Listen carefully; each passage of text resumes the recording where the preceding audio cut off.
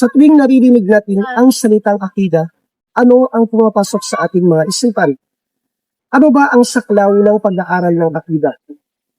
Ayon sa ating mga pantas, ang akida ay sumasaklaw sa tinatawag na monoteismo o pagtauhid sa Allah Subhanahu wa Ta'ala at lahat ng mga bagay na mayroong kaugnayan dito.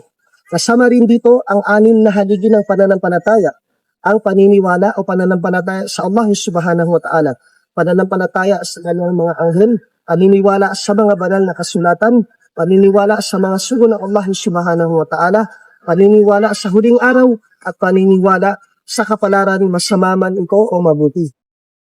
Sakop din ang pag-aaral ng akida ang tugon ng ating mga pantas sa iba't ibang mga relihiyon o yung tinatawag na comparative religion studies. Kasama din ang paniniwala sa mga sahaba o yung mga kasamahan ng Propeta Muhammadun sallallahu alaihi wasallam, sa Ahlul Bayt o pamilya ng Propeta Muhammadun sallallahu alaihi wasallam, sa pamumuno o yung tinatawag na imama at iba pang mga pangunahing prinsipyo na hindi sinang-ayunan ng mga Ahlul Bida.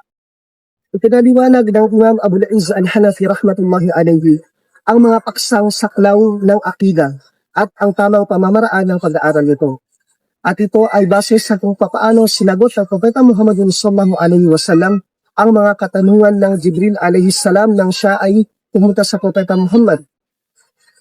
Ang unang-unang bagay na dapat pag-aaralan sa ilalim ng akida ay ang tauhid o ang pagkilala sa kaisahan ng Allah Subhanahu wa Ta'ala at kaisahan sa pagsamba sa Allah Subhanahu wa Ta'ala, ganoon din sa pagkilala at pag-aaral ng kanyang magagandang pangalan at dakilang katangian.